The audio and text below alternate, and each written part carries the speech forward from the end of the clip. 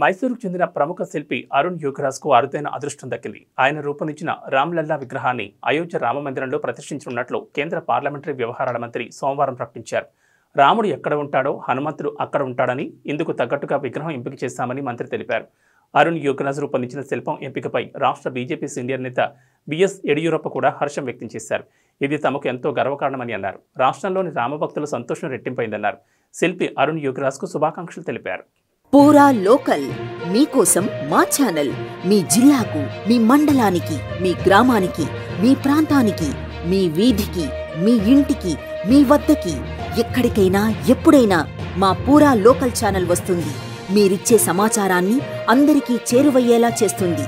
మీ గొంతుకని ప్రతి ఒక్కరికి వినిపిస్తుంది. మీకు ఎల్లప్పుడూ అందుబాటులో ఉంటుంది మా పూరా local. Your choice for local voice.